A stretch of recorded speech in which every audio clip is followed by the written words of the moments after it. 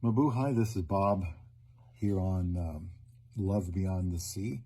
The last video I started here was about the ways my marriage to my Filipino wife has improved me, and I'm just going to casually go through these and continue where I left off last time, which was talking about my big goal for my life, which was to get married, then what happens after that. And so I thought about how my new goal could be how I can help my wife in her future. So I want to talk about that here in this video. Please subscribe along to Love Beyond the Sea. I've been married to my Filipino wife for about 9 years, and this channel is about the relationship aspect of being with her. We live here in the United States. We're not in the Philippines, although I have been there 5 times, so I know what it's like.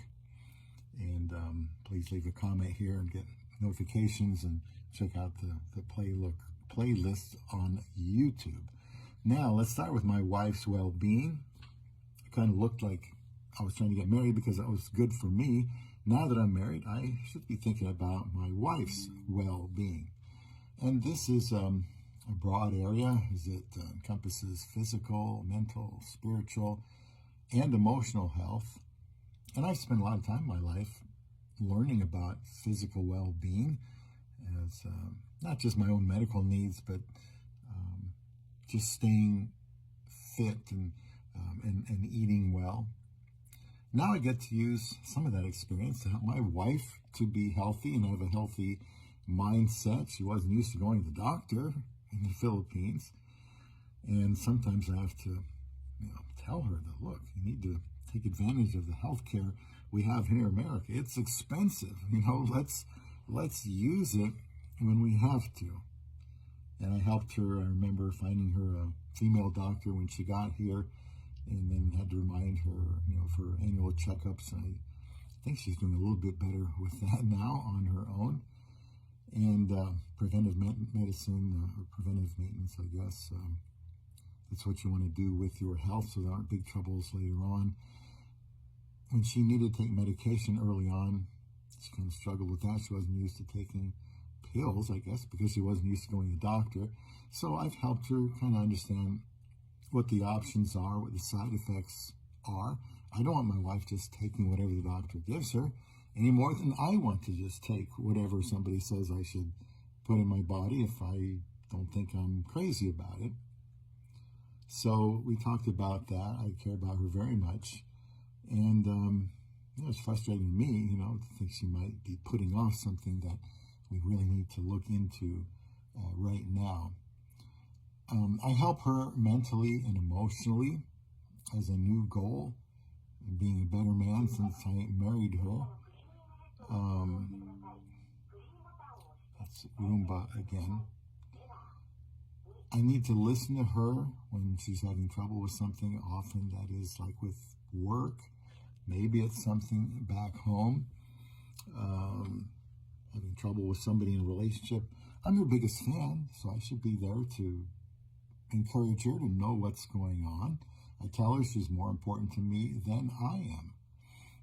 And I tell her that her welfare is my biggest concern. I try to apologize when I've hurt her and forgive her when she has hurt me. I help her spiritually by taking her to church and then talking to her about life as things come up and how it relates to the Bible. If I just thought about something during the day and I wanted to share that with her, then I want her to know.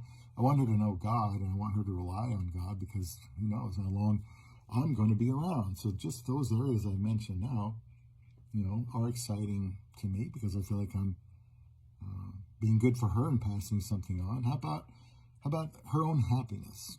Can I do something to help my own wife's happiness? That's one aspect of her well-being. I'm not referring to material things because they don't bring happiness, but generally her being able to look forward to each day with as little worry and concern as possible. I want her to know she can go back home, visit the Philippines when she needs to.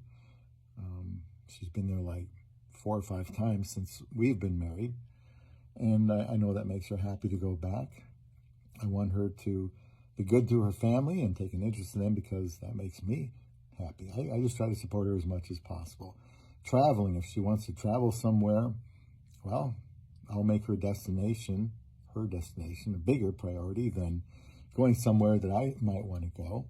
And this didn't all happen overnight, and it's not necessarily easy, but we've been married about 9 years now, and, it's important to me to have a goal every day of being good to her, not taking her for granted.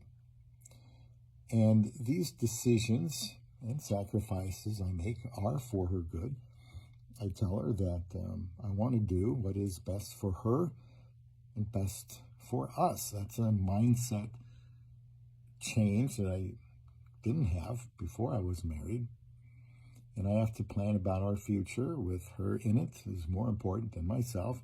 And if this sounds to you like I am ignoring my own needs, there are times I have, and I've supplanted them for hers and ours. I have this prioritizing for plans in the future. And it's God is always first, and then my wife, and then us as a couple, and then lastly, but not unimportant, is me. It's just that I don't want to get in the way of her happiness, because then I know ultimately that doesn't benefit either one of us. So does it seem paradoxical that someone can emphasize someone else's happiness and well-being above their own and be happy? Well, maybe it does, but it is true. And the Bible tells us to give, and you will receive more back than what you gave. That sounds like a contradiction. You give away, but you end up with more.